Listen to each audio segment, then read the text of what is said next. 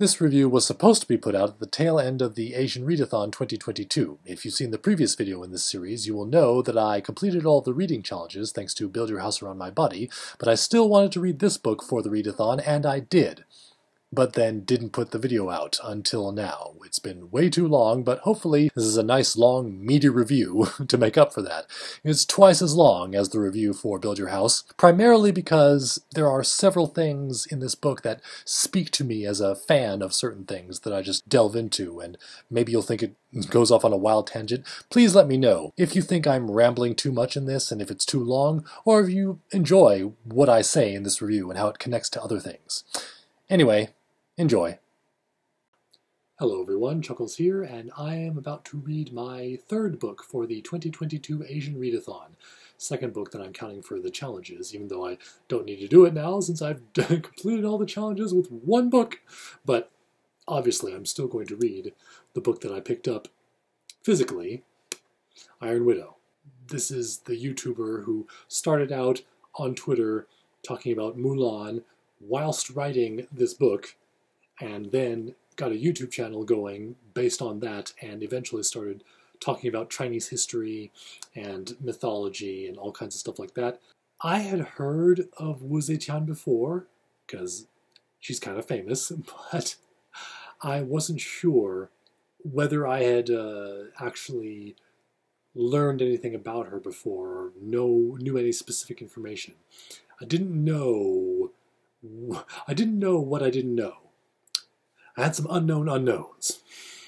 Over the last couple of days, I think, maybe a day and a half, I did some research, very surface level, bare bones research. Basically read the Wikipedia article on Wu Zetian, as well as the Wikipedia articles on many people associated with the era of the Tang Dynasty and her Zhou Dynasty, or Zhao Dynasty, or Z-H-A-U Zhao and Z-H-O-U Zhou.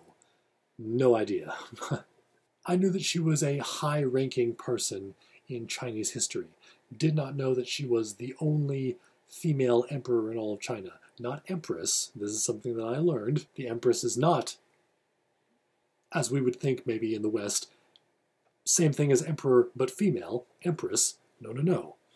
Empress is just the wife of the emperor, so she basically has no power, at least in comparison. So Wu Zetian was not the only empress in Chinese history. There are plenty of those, lots of them, just like emperors. She was, however, the only female emperor in Chinese history. So I did some research and wow, insane. Now I'm really, really, really interested in what this book is going to offer. So here's the book. It's pretty thick. Let's see, is the text? The text is not super small. I don't know. I don't know what is going to be addressed in here. What fantastical versions of events are going to happen. Am I going to read something like the disputed murder of Wu Zetian's daughter? Did she strangle the baby? Did Empress Wei was the princess later. Wan was Did Empress Wan strangle the baby? Did Wu Zetian strangle the baby? Was the baby suffocated by carbon monoxide? In any case, are we going to see Wu Zetian accuse the two women of witchcraft and chop off their arms and legs?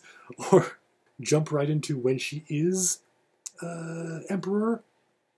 And forego all that previous stuff of her getting there, but then deal with her forming the secret police and executing all of her enemies and demoting all of her other enemies and exiling all of her other enemies? Or is it mainly going to be focused on the wars that China was fighting at the time with the ancient Turks and the ancient, what were they, Tibetans? Will Detective D make an appearance? Is he going to be based on the popular pop fiction Detective D, or is it going to be more historically accurate D. Renjie, even though it's fiction, fantasy fiction? Are we going to go throughout, this is one book, and I haven't heard of a sequel. Maybe there is one in the works, and I just haven't been paying attention, but it's there's just one book. Are we going to go through the whole history until her death? Are we going to get Princess Taiping and how she briefly was very much like her mother, and the whole war between Taiping and Xuanzang, and how Taiping basically became like her mother for a few years and still kept it going until Xuanzang said, "Enough of that, now you die," and that was basically the end of all of Wu Zetian's legacy. Are we going to get all that, or is it just going to focus on specifically the era in which there was war with the Turks or the Koreans or Tibetans?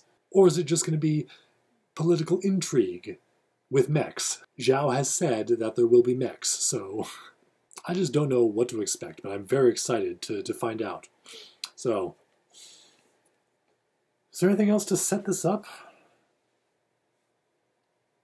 I don't think so. Yeah, I have a lot less to say about, because there wasn't some big story, like how I got, I found it on NPR and I was inspired to get started on and I also when I talked about the Frangipani Hotel and Build Your House Around My Body, I was also talking about the Asian Readathon in general. So yeah, I guess for this, that's as much of a preamble as you need. So I will now commence the reading of Iron Widow. At this point, in about one day, hopefully I can do what I did with Hunger Games that one time, and read it all in about a day or two, and then give my final thoughts on it. So, let's go. So it took me a week, and longer than that, of course, to put the video out. By the time you see this, it will be June, well into June, but now that I've read through the entirety of Iron Widow, I know for a fact that I absolutely would have been able to read through this whole thing in a day or two. But my work schedule did not work out like that. And it was a Memorial Day weekend, of course, and I worked on Memorial Day by choice. So I wasn't able to finish it as quickly as I'd hoped, but I did still finish it on time, even though you're seeing this now in June, because I'm finishing the video up now and will be posting it in June, because that's how long it's taken me to actually finish the video. I finished reading during Asian Heritage Month. I'm very proud of myself. I actually read the last pages on the 31st. So reading it a little bit at a time, every day after work, got through it in a week, and now I'm done. So I thought, as I said in the previous video, that I was going to post another video, like a video detailing the previous two books I read, then a video titling this one, and then a video talking about the Asian Readathon in general. Instead, I'm going to talk about the Asian Readathon just tacked on to the end of this video so that I can be over and done with. But I am proud of myself for actually reading three books in a month. That's a pretty big deal for me, I must say. I have a lot to say about some things about this book, and, well, I have a lot to say about everything about the book, really, and some particular things I'm interested in discussing. But I'm still not going to give spoilers here and there. I believe that I will do a couple of spoiler mentions, and when I come to that, I will put it on the bottom of the screen and label it as spoilers so you can skip ahead, because as with all the books that I've read in this month, I recommend that you read this. So let's talk about it. First off, two corrections. First correction, Xuanjie Zhao. I used the word she and the word her several times in the previous video, I believe, when I was mentioning Zhao and the fact that I was subscribed to them. After that, I realized that Zhao identifies as non-binary, so I will be saying they from here on out. Second correction, I thought, as I said, that this was an adult book, not an adult book, but a book for adults, and that the other book that she came out with, which I couldn't remember the name of at the time, but now I can say it, Zachary Ying and the Dragon Emperor, was for young adults. But no, this is the young adult book. Zachary Ying is for middle schoolers. And indeed, I haven't read a whole lot of young adult fiction since, I don't know, 10 years ago. So I don't know how the darkness in this book compares to the darkness, how dark modern-day YA novels get. They originally put in a whole lot more gruesomeness inspired by the actual history of Wu Zetian. To hear Zhao talk about it in the, what is it called, the acknowledgements section at the very back of the book. Basically, they put all that in the book, and their publicist went, yeah, this is not YA material. If you want this book to be YA, tone it down somewhat. Like, step back, take a break, go to your happy place, and then bring it back in, take some of that stuff out of there, lighten it up a bit. It's still not something that you want kids to read, but it's perfectly adequate YA novel. Now, I wanted to mention this insert here at the beginning, because I found it very interesting. I'd never seen this before in a book. Like I said, perhaps this is done in modern-day YA novels, and I just don't know about it, but I'd never seen this before. Please be aware that this book contains scenes of violence and abuse, suicide ideation, discussion and references to sexual assault, though no on-page description, alcohol addiction, and torture. I've never seen a disclaimer like that in a book before. And then, crucially, this book is not historical fantasy or alternate history, but a futuristic story set in an entirely different world inspired by cultural elements from across Chinese history and featuring historical figures reimagined in vastly different life circumstances. Considerable creative liberties were taken during the reimagining of these historical figures, such as changing their family upbringing or relative age to each other, because accuracy to a particular era was not the goal. To get an authentic view of history, please consult nonfiction sources, including the source that Zhao provided themselves on their YouTube channel, in which they have a part 1 and part 2 video where they talk about the actual history of Wu Zetian, which I'll recommend you go and watch. So I was thinking that this was going to be similar to the Leviathan trilogy by Scott Westerfeld. And in a way it is, but not completely, because the Scott Westerfeld series, that's seriously, this is World War I, this is the actual history, but it's crazy because it's actually all steampunky and weird. Whereas Iron Widow is not a fantasy sci-fi version of the actual history of Wu Zetian, but rather Wu Zetian and other Chinese historical characters recontextualized into a original story that nevertheless follows a similar path, a path that is reminiscent of Wu Zetian's rise to power. So it's still inspired by the actual history. And in that way, it is kind of similar to the Leviathan trilogy, because you have all these historical figures coming in like cameos.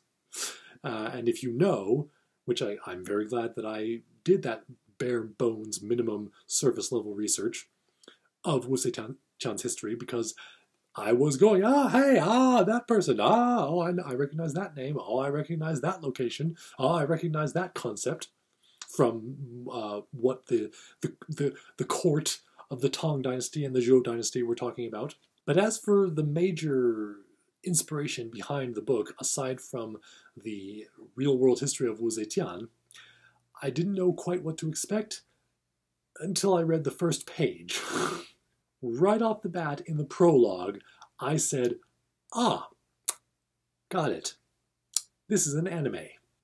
I am now putting myself in the correct mindset. I understand now. This is anime in book form. In fact, Zhao said in one of the videos on their channel, I don't remember exactly which one it was, but it was some video where they were talking about something else. They mentioned briefly Iron Widow, which again was being worked on at the time. And they said something to the effect of, if you like Pacific Rim, perhaps you'll like this book. And I see why she said, and I see why they said that by way of the duo pilot mechs that you encounter in the book. However, when I got to the point where they describe how the mech pilot seats work with the boy-girl pairings inside the mech and the way they are positioned, I went, this is Darling in the Franxx. And indeed, in the acknowledgements section, Zhao mentions Darling in the Franxx several times. Now, Funnily enough, I have not seen a single episode of Darling in the Franxx. I just know about it. I know about the story, I know about the themes, I know about the ridiculous way that the pilots are oriented in a not-so-subtle use of metaphor for boy-girl interactions and coming of age and puberty and how society structures the interactions between boys and girls and men and women and blah blah blah. Themes that are also present in this book, so it's very apropos. The described positioning of the male and female pilots is not quite so suggestive, but still. Again, the book is kind of like the trajectory of Wu Zetian's actual history, in a way, at least inspired by it. It is very much about this woman who, ironically, using the system that was put in place by men to keep women like her down, she uses that system to climb the ladder that only men are supposed to climb and reach heights that she was never supposed to reach. And here's where I give the synopsis, and I was considering how best to go about this so as to not spoil, and then I thought, oh, wait, duh, that's easy. I'll just talk about what is in the actual synopsis right here. So the main difference between the actual real-world Wu Zetian and the Wu Zetian of this book is that the actual real-world Wu Zetian came from a well-to-do family, and historical sources are mostly in agreement that it was probably just as much her idea as it was her parents' idea to sell her to Emperor Taizong as his concubine, because that would give prestige to the family. But little did they know that she had her own ambitions that she was working towards. Whereas, initially, the Wu Zetian of the book has no such ambition. She hates the system. She hates everyone pretty much. She is misanthropic because of how terrible life is for her and just all women. But she has no social climbing ambitions because she really can't afford to have any social climbing ambitions because her family is not well-to-do, they are very poor, and they hate her. They only see her and all women as commodities, and her ambitions only come into play later on and are born from necessity of survival rather than true, clear, I want power and I want to do things that nobody's ever seen before. And again, from the start. So, in this world, there is a war. It is a war against an invading enemy alien force that is driving humanity to the brink of extinction. Alien entities which are Hunduns, the little faceless creature in Shang-Chi, that's a Hundun. It is a mythological beast in Chinese folklore and also the representation of the primordial chaos of the universe. In the book, the Hunduns are variously sized, but all large, massive, faceless, six-legged enemy robots, alien robots, that are invading the Earth and conquering all the lands and have conquered several countries, including the country of Wu Zetian's clan's ancestral people, and now the country of Huaxia. I apologize in advance for mispronouncing every single Chinese thing here, but I'm going to try. The country of Huaxia is the final holdout against the Hundun invading force. So the gods provide Huaxia with the technology used to combat the Hunduns and take their bodies and use their bodies that are made of spirit metal to, because everything is like spirits and chi and that kind of stuff, use the spirit metal to construct giant transforming mechs based on various mythological Chinese creatures such as white tigers, vermilion birds, nine-tailed foxes, etc. Except I guess in the books they aren't mythological creatures, they actually exist, except we never actually see them. Wu Zetian mentions these animals actually exist, but we don't actually see any descriptions of the actual animals in the book. But anyway, not just anyone can pilot the giant mechs to fight the Hunduns. It requires people with large spirit pressure, which I had to chuckle when I read that. I was like, oh look, there's another anime reference. Hello, Bleach. Spirit pressure. Spirit pressure is measured in numbers, and there's another anime reference, just like Dragon Ball, the Dragon Ball Z. The spirit pressure is measured in arbitrary numbers, where it's like, his power level is over 9,000! 9,000 what? What is the unit of measurement? What are you measuring, Vegeta? Same thing here. It's like, okay, a bigger number is bigger than a smaller number. The bigger number is more powerful than this person is more powerful than the smaller number person. But what are these numbers? What exactly are you measuring? The spirit pressure is measured in what? But you aren't really supposed to think about it. It's just like, big number, go blah! So women have soft, pathetic little baby spirit pressures. Men have big, strong, meaty spirit pressures. So men go in the pilot seat, that is the commanding pilot seat, the manly pilot seat. Women go in the womanly, little soft baby pilot seat underneath the man. The male pilot is just called a pilot. The female pilot is called a concubine pilot. And everyone uses chi. Spirit pressure, you use chi. And the female concubine pilot acts as a chi battery for the male pilot to drain for use of battle fighting against the Hunduns. The Chinese great animal mecha have 3 forms: the standard animal form, a first transformation, and a second transformation. Hardly anyone uses the second transformation because it requires too much chi. The first transformation kills the concubine pilot. The male pilot just takes all the chi to transform, killing the female co-pilot, and that is what women are for. I wonder if this book is saying something about objectification. You think maybe?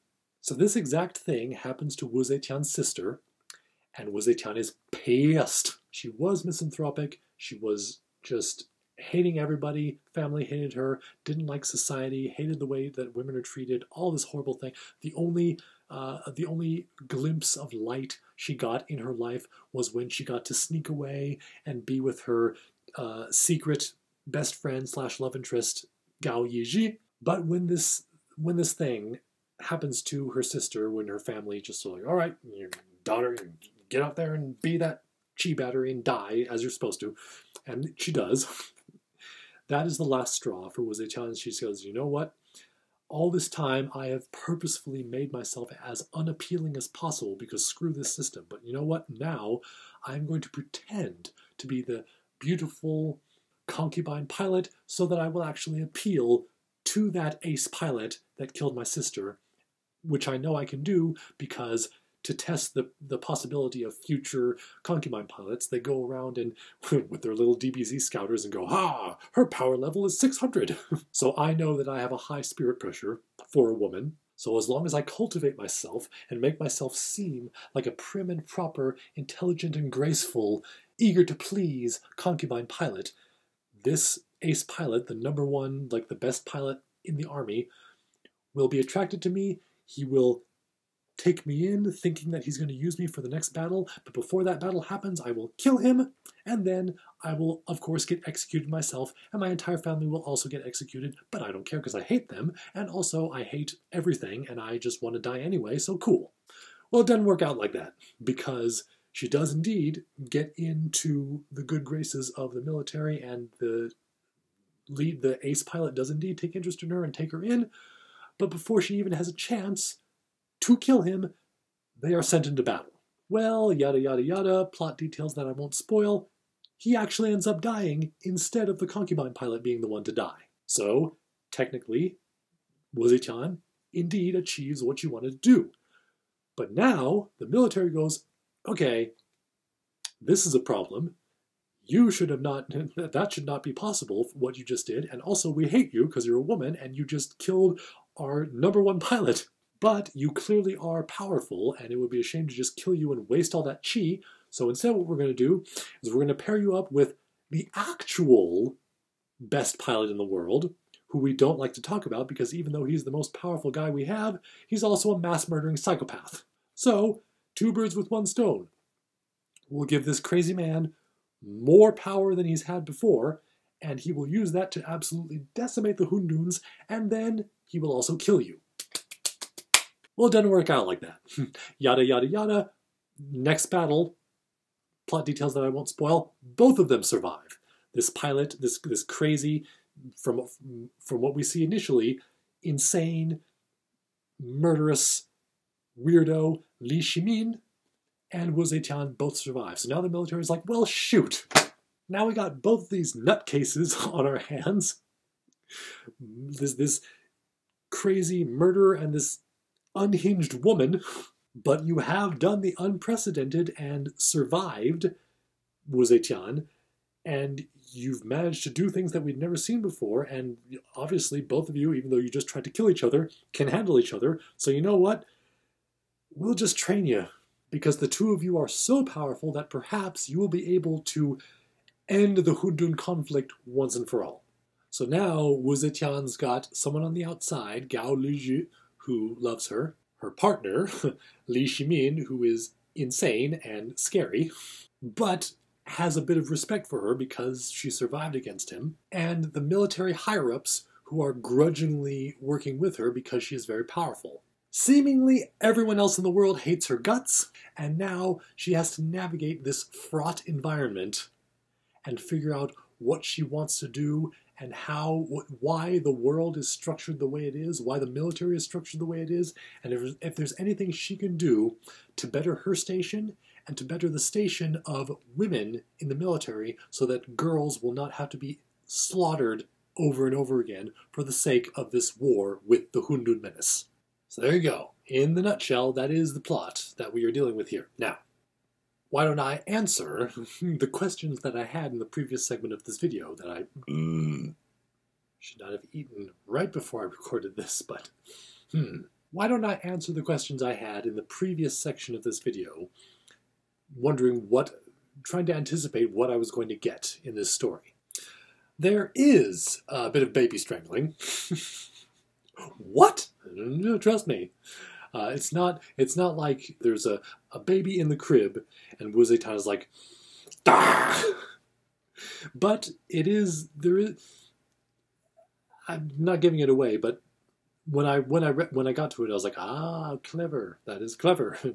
The founding of the secret police, or at least the forming of Wu Zetian's specific secret police and the executing of her enemies and espionage and all that kind of stuff, that was mainly done when she was already in power as the emperor, whereas this book is like, again, not the actual history, but inspired by the rise, the journey to get to the power, as opposed to when she's there and ruling for 15 years. So none of that stuff comes into play, even though there is some espionage and there is definitely some getting rid of her enemies. And it is brutal for a YA novel, that is. As mentioned, this war is not with the Turks or the Tibetans or the Koreans. It is with the Hunduns, there's no equivalent. They're just based on the mythological being. There is also no Detective D. Darn. I was hoping there would be. But like I said, there is minimal espionage and mystery and intrigue and stuff like that happening that is not related to Wu Zetian's immediate circumstances. So a D. Rangier equivalent would be a little out of place. Hopefully he will appear in the sequel, because yes, that's the final question that will be answered. That's the final question that is answered for what I was asking in the previous segment. There definitely will be a sequel that is definitely set up for it. Now, as for the character of Wu Zetian herself, I really like the characterization that Zhao gives her. This book, the alternate title of this book could be Wu Zetian is sick of your shit. She is the most fed up that a woman has ever been. There is no level high enough to represent the here that she has had it up to. My favorite thing about her characterization is the way in which she, I want to say reasons through, but it's not really reason. It's just like the way she considers her actions and decides, you know what, I'm just going to do this. And it's like, you know those characters that are just badass who just don't care at all about the consequences of their actions because the consequences will only be for themselves because they're like a prisoner or a bad guy. Stick a gun on their forehead and be like, do it. I dares ya. I dares ya. That kind of character. Wu Zetian is that kind of character, or rather, she becomes that kind of character, and we get to, unlike usually those kind of characters, you're looking at the perspective of the main character who is not that. This time, we get to be inside the mind of that character, and like, we get to know why they have come to this point, why they have no more Fs to give, and why while a reasonably sane person would not do the kind of things that this person is doing in this particular situation, they're just like, nah, I don't care. Whatever happens, happens. I'm going to defy everything and do this particular thing in this particular situation. And it doesn't come across as annoying or like this character is being like self-righteous or something. No, she is just downtrodden, beaten down by the system, and so making the system squirm by doing all this crazy nonsense that they still could execute her for, but they kind of have no choice but to keep her around. It's really endearing. She is insane, she is rageful, she is misanthropic, she is murderous in some ways, but she's very likable, despite this. The same can be said for Li Zhi, and the same can be said for Ximin. As most people will be aware of, when they get to the point where he is introduced, it's like, aha, this is one of those, you think he's one thing, but really, you don't know the depth of him, and that is true. All three of these main characters seem like one thing at first, and then there's more layers added onto them as you go. Wu Zetian pretty much remains the same, even though she develops. She's like, you get a sense of exactly who she is, and that really doesn't change throughout the book. Whereas it does change a little bit with Li Zhi, and it does change with Ximin. Li Zhi is a rich, soft boy who cares a great deal about Zetian and is well connected because of his wealthy dad in order to do some corporate espionage on her behalf. Meanwhile, Ximin, who I think is my favorite character, I think I like it's a toss-up between him and Zetian herself, but I think Ximin is probably my favorite character in the book.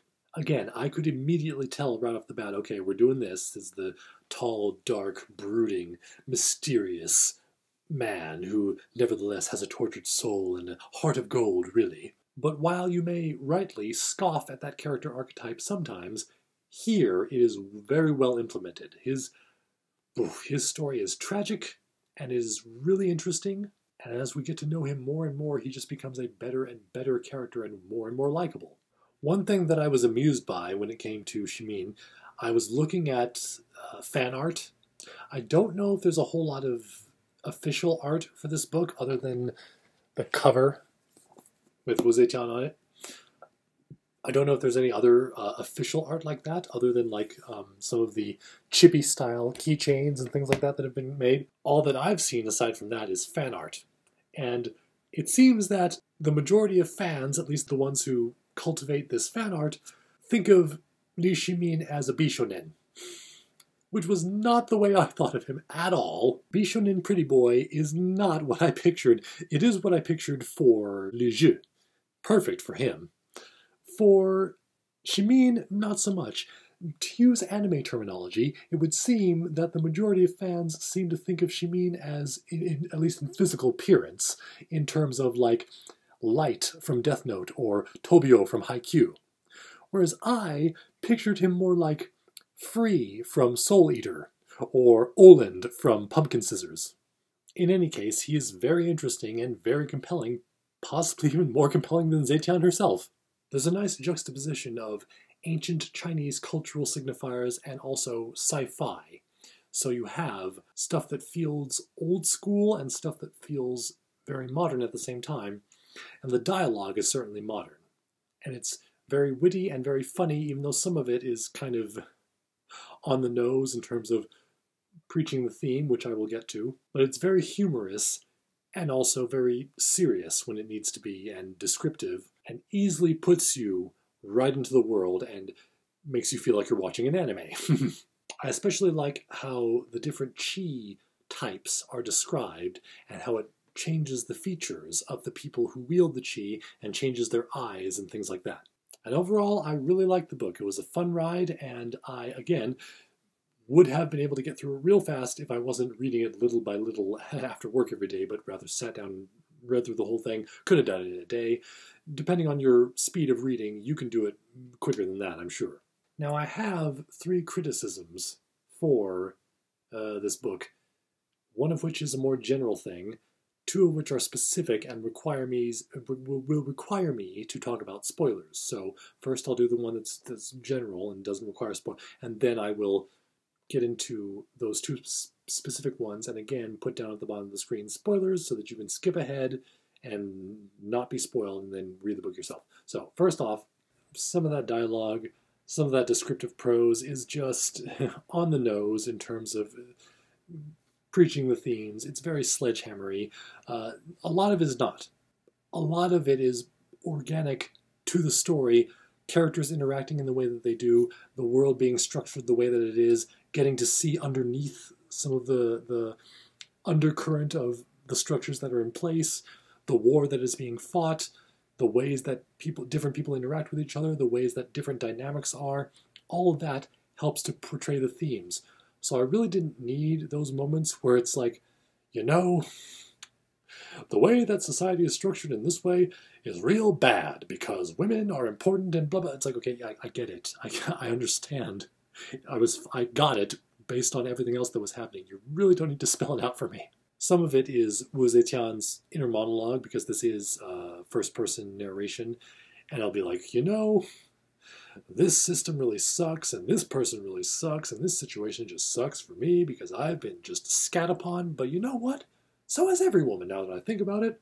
Stuff like that. And some of it is direct dialogue with another character where they discuss something that, again, has already been revealed by action in a previous scene or in other aspects of the lore. Didn't really need the dialogue to spell it out. But it doesn't, like, ruin anything. It's just annoying whenever it happens, because it's like, yeah, you can be more subtle than that. It's more enjoyable if you're more subtle than that, I think. And now for the two criticisms that require spoilers. Going to put the spoiler banner down there, and then just skip ahead if you don't want to get spoiled. The second criticism that I have is in regards to the subversion of the love triangle trope. Now, I love that, just generally speaking, because man, do I hate love triangles and the way they are usually implemented in YA fiction.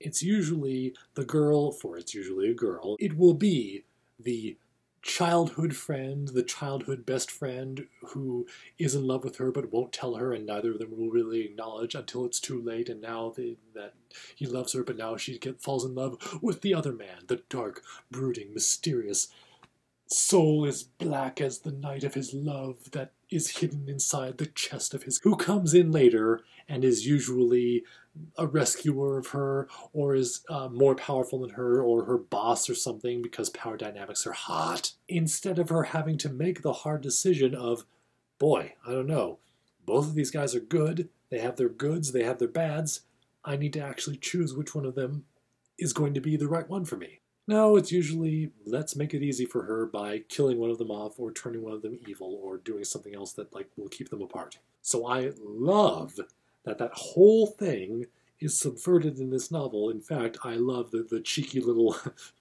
reference when one of the characters goes, you better not be getting yourself into no damn love triangle. And then later, Wu Zetian saying, well, you know, a triangle is the strongest shape. And yes, that is the criticism that I'm going with. It's not necessarily that I'm criticizing that the characters get themselves into a polyamorous relationship, because that is, in fact, another reference to actual history. Wu Zetian took on several lovers in her autumn years, as all emperors do, things that she was criticized for that none of the male emperors, i.e. all the other emperors, don't get criticism for. But yes, she took on lovers, and there is really not a lot of historical evidence to suggest that they were what we would consider a modern-day, mutually respectful polyamorous relationship. No, they were social climbers who wanted clout and got it by being associated with Wu Zetian, and Wu Zetian got to collect handsome men that she could use for her own means. That is recontextualized into Zetian, Li Zhi, and Shimin being in a polyamorous relationship, and again, that in and of itself is not necessarily what I have a problem with, even though I'm not into polyamory. And here's what I have to say. What I'm about to say from here on out may very well be informed by my heteronormative, non-polyamorous mindset simply not being able to grasp the nuances of a polyamorous relationship. Maybe. But the thing that I didn't like was that Shimin was a part of it. I got that Zetian and Li Zhi were down with this sort of thing eventually, like getting themselves up to that moment. But, for example, when Li Zhi was talking about, oh, love is infinite, and it's okay that you have this relationship, because we have this relationship, and I know there will always be a place for you in my heart. There will always be a place for me in your heart. But when he said that, I was thinking that he was talking about this relationship that has been forced on you, for it was forced on you, you having to work with Shimin, and because of the nature of the way pilots work, you have to basically be his wife, essentially, and that comes with certain responsibilities. And you don't have to worry, I'm not going to get jealous of that, because I know that we will forever have this loving bond between us, and I will always be in your heart. That's what I thought he meant, because indeed, this relationship was forced on Zetian, which I loved, the whole aspect of the media cultivating this couple and like trying to get them into all these compromising positions and suggestive poses during the photo shoot and things like that, to orchestrate this image, to construct this image that they can use to rile the audiences up and make sure that that the military will never get rid of them. I thought that was all very clever and good. It is, in fact, the same type of thing that I felt icky about with Peeta and Katniss's relationship, where it's like, okay, this almost feels like Stockholm Syndrome because this was forced on you. In the Hunger Games, it was like retroactively, oh, she would have chosen Peeta anyway. They would have fallen in love. I'm not seeing that. What I'm seeing is they were forced together and basically trauma bonded because of that and helped each other through it. And a similar thing here, again, perhaps this is just me not being a polyamorous person, but like the nature of romantic love, when I totally see that applying with Li Zhi and Zetian, I do not see it applying with Shimin and Zetian. I do see the mutual respect and the friendship and the camaraderie of them helping each other through this terrible situation that they've both been forced into, but it didn't feel right that should blossom into romantic love, generally speaking, and specifically for Shimin's character. He has been so hurt, so traumatized, and the one woman love of his life, at least that's what's implied, died tragically, and it's kind of still fresh to him. It didn't seem reasonable that he should want any kind of romantic relationship anytime soon, let alone one with two people. And then the other thing is, boy, I did not feel anything between him and Li Zhi. Again, I'll say it again, not only non-polyamorous, but also non-LGBT. So maybe I'm just not getting it, but I felt the love connection between Zetian and Li Zhi. And I felt the different kind of love connection, at least from my perspective, between Shimin and Zetian that was not romantic. But I felt that strong bond nonetheless. I felt nothing between Li Zhi and Shimin, aside from one random moment where they are unconsciously holding hands for a brief second, and then a couple of surreptitious comments about, that's a handsome boy right there, with Shimin and Li Zhi at different times mentioning that to Zetian about the other, which could, like a heterosexual guy, could say that about another heterosexual guy. It was helpful that Zetian had that thought of like, I wonder if Shimin and Li Zhi, maybe they're kind of fruity like me. But I wasn't feeling it. Felt nothing whatsoever between Li Zhi and Shimin. So when it happened, I was like, that's weird. And because of his trauma, as Shimin's trauma, and because Zetian and Li Zhi are a team from the get-go and romantically involved with each other from the get-go, even though, again, it took some time to admit it, but very early on, it's like, yes, we love each other. And Li Shimin is like on the outside, and because Shimin is unaware of the plans that Zetian and Li Zhi are forming initially, and how Shimin and Zetian are being forced together as opposed to Liu Jie and Zetian choosing each other from the start, and Shimin being reluctant to open up and reluctant to do anything that Zetian wants to do in a sort of intimate setting, and the fact that Zetian is sort of like, all right, we need to do this. We need to get this over with. We need to, so that we can be an effective on battle, we need to get it on. Because of all of that, it kind of felt to me like Shimin was being taken advantage of. Even though he clearly states, like, you know what, yes, let's do this. Like he wants it. Finally, when it happens, it still felt rushed, and it felt like Zetian and Liu Jie were teaming up to corner Shimin into doing this with them. If we had spent far more time with Liu Jie and Shimin actually interacting with each other and spending more time with it, and of course this would have been difficult because everything is Zetian's first-person narration, but if we had somehow been able to have Liu Jie there and interacting more with Shimin and them growing together, and perhaps having Liu Jie and Zetian team up to be like, hey, you know what? Let's try to convince him, and like talking to Shimin about this and expressing both of their feelings, saying, you know, we love each other, but we also, both of us love you, and like dealing with that for a while, warming Shimin up to the idea, and him expressing how he's like doesn't really want to get it romantically involved because of all the trauma that he's been through, and his one true love dying, and blah blah blah, but slowly getting to know both Zetian and Liu Jie better and growing that bond. Perhaps I would have been down with it.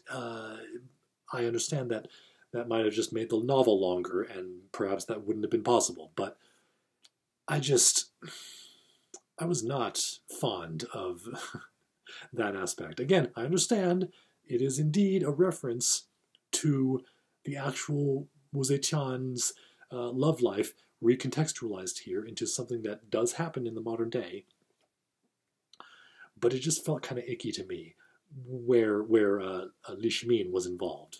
Forming the relationship just sort of happens, like it's not really set up. Again, like a little bit of surreptitious hand-holding or like offhanded comment here or there, but nothing really substantial. So ultimately, aside from the icky feeling I got from Li Shimin being roped into this, it also felt like these characters were less like, this is our organic, loving relationship, that we have all this love, all this infinite love for each other, and we really want this bond, and more like, you know what we should do? We should form a throuple. Oh, that'd stick it to the man. That'd really throw society for a loop, eh? Yeah, that's unconventional. Yeah, you know what I'm saying? And again, I love all three of the characters, but the triangle, them being a triangle in battle, yes. Them being a romantic triangle, didn't do it for me. And the last criticism I have is the ending, especially again in regards to Shimin. This poor dude. I actually really liked the sacrifice. This is definitely a trope that has been done to death, but when it's done well, it's done well, and it was done well here. I really felt, man, I felt very powerfully for Shimin in that moment. Like I said, he's pretty much my favorite character in this book. And the way that he sacrifices himself, I was like, oh. But I thought it was beautiful, especially when he's like, that moment where it's like, I will always be with you type of thing afterwards. Oh, gorgeous, beautiful, ruined by the end where it's like, actually, he's alive for now. Oh. In that moment, I felt like saying to Zhao the same thing that I say to Isayama with Shingeki no Kyojin. Just let Reiner die! Just let Shimin stay dead! What are you doing? This poor guy, just let him die. He's suffered enough. And piggybacking off of that, the ending in general, boy. So there is a thing that happens at the very beginning, again, in the prologue. Very first chapter. Well, it's not the first chapter, it's the prologue. There's a thing that happens in regards to the Hunduns. I'm not going to give it, even though this is a spoiler, I'm not going to give that away. And this thing happens over and over and over and over and over again. And unfortunately, nothing else occurs with the Hundun War. It's just in the background as we deal with Wu Zetian's personal stuff. If you're going to set up for a sequel in the way that this book does, I wish that there had been more focus on world building as opposed to just Wu Zetian's inner machinations and inner circle. Because that thing that happens with the Hunduns, as soon as it happened, I was like, okay, we're doing this. Like if you have read or seen something like Shingeki no Kyojin or Ender's Game or something where there's a force that's trying to conquer all of humanity and we must prevail or else we will die, then you know that there's something with that that will come into play later. And when this certain thing happens with the Hunduns at the very beginning, I was like, oh, well now I know where this is going. And indeed, it keeps hammering home that one thing over and over again, but doesn't actually get into the Hunduns and what they are and how they work and how they operate. Some of that is like mysterious, and I get that, but in terms of like fighting them even, and this goes into like the other pilots too, because along with Shimin's sacrifice also deals with something happening with the other pilots, and I'm like, boy, again, I feel strongly for Shimin. I wish I felt anything for these other pilots, because I don't. There's another pilot that was a very interesting character, barely has any time to have a major presence, but she did, and I was like, ooh, I like this character. And presumably that character and her partner are going to get more to do in the sequel, but for now I'm like, man, I wish the relationship with her would have gone somewhere, and the other pilots as well. Again, I'm not, even though this is spoilers, I said there was going to be light spoilers, so I'm not going to give everything away. So the stuff that happens with the other pilots in relation to Shimin's sacrifice at the end, I was like, okay, this is surprising, but I also don't care. Like, I'm surprised, and I'm like, oh, that sucks. But I'm also like, all right, well, that's happening. I haven't gotten to know any of these pilots enough to truly care about it. I just care about Shimin, Ligia, and Zetian and how they're going to get through this situation. I don't really care about any of the other pilots, no matter what they're doing. And I feel like the novel would have been better served to have more of those pilots and their interactions, the way that they work, the way that they operate, the way that they fight, and the way that chi is utilized. Because that's the other thing. There's a type advantage chart at the beginning of the book. It's like, here's the different elements of chi, and here's how they relate to each other, and here's how they work against each other. I was like, ooh, okay, that's interesting. So I guess this is going to be like a, not only anime, but like a video game where it's like you get this type against this type, and this type, blah, blah, blah. And there's a little bit of that, especially in regards to Zetian's type of chi and how that is used. Very quickly, it's like all about combining the different chis and how they work together, and not so much how they're used in battle, because again, the war is kind of a background thing. We don't really get to know a lot of like, here's these different Hunduns doing this kind of thing with chi, and that kind of thing with chi, and like, here's how they work together and attack, and blah, blah, blah. It's mostly just, here is the chi aesthetic. Here are the aesthetics of the different elements of chi and how they can be used aesthetically to enhance the appearance of people or to create beautiful objects or things that enhance society, mostly wealthy society. And that's all well and good, but I wish we could have seen more in battle, and the type advantage thing really wasn't necessary, because again, it's more of like how different chi affects each other and how they work together.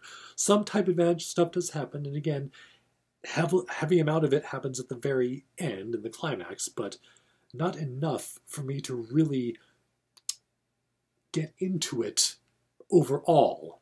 And the reason I'm harping on all this is because at the very end, the way it sets up the sequel, I'm not exactly hyped, because I have loved this journey that I went on with Wu Zetian specifically, but this other stuff was pushed to the background. So now when that stuff comes to the foreground in literally the last 2 pages, where it's like, hey, by the way, this. It's like, yeah, I knew it. Literally halfway through the book, I knew exactly what this ending was going to be. And there it is. And so with all of that said, I really like this book. I liked learning about the actual Wu Zetian more. But I suppose that's a good thing, that this book is encouraging people to learn about the actual history. After I read the book, because I wasn't sure if I wanted to hear Zhao talking about the actual character in case they said, and this is why I did this in the book, so I saved it until after I read it. But then I went and watched their videos on Zetian, which are some of the, if you are not Chinese and have no access to reading the actual Chinese literature that describes the history, then Zhao's videos on the subject are some of the best resources you can find on said subject of Wu Zetian, at least for a brief overview of her rise to power. I would have liked the novel more if there was more of a focus on the inner workings and details about using qi to fight the Hunduns in this war and Wu Zetian's specific role in it. But doing so would probably have to, you would probably have to either take away some of the down with the system, oppression of women themes, which would not be good to take away, or make the novel longer, which might not have been possible at all. So I get it, but I still wish there would have been more of the world building and the lore behind how they're fighting this war. But the stuff that was here was very well written, and I love Wu Zetian, I love Li Gao Yizhi, and I love Li Shimin. All the other characters, meh, but still a thoroughly enjoyable YA novel. So, Iron Widow. Yes. Read it, and also learn about the actual history of Wu Zetian, because it's very interesting and could learn a thing or two from her time, I think. And that is it. This was a fun experience. I'm gonna say a little tack on at the end about the Asian Readathon. I love doing it. And as I said in the first video where I talked about this, got to it late. I basically spent the last 2 weeks barely starting on the books that I was starting on, and then finally read through 3 of them. So if I actually buckle down next year, I think I'll be able to quite possibly do 5 like Cindy herself, the one again who organized this whole thing, did. She did 5 books for Asian Heritage Month and then posted a video in June. So I hope, okay, I feel a little bit better about myself if the person who organized this whole event is also a kind of a slow reader. So I'm like, okay. But hey, since I did 3 in 2 weeks, that means I can probably at least do 5 next year if I really jump on it immediately and start when the month begins. So I'm looking forward to doing that. Maybe I'll be just like seeking out Asian books specifically for that next year. I'm obviously going to read more books before that time and seek out Asian authors and authors of all kinds. But this was a wonderful experience. And I encourage anyone who may be watching this who didn't know about the Asian Readathon to check out With Cindy's channel, check out Shiran J. Zhao's channel as well. Violet Cooper Smith does not have a YouTube channel. She has a Twitter though. Subscribe to her, follow her, follow her on Twitter. And I encourage you to join the Asian Readathon next year. And I encourage you at any time to just read an Asian book or 2. So like I said, it is now June. The next video you will see from me is me addressing the comments of the Tascam video and talking about how I will now start to do more equipment-oriented content on this channel.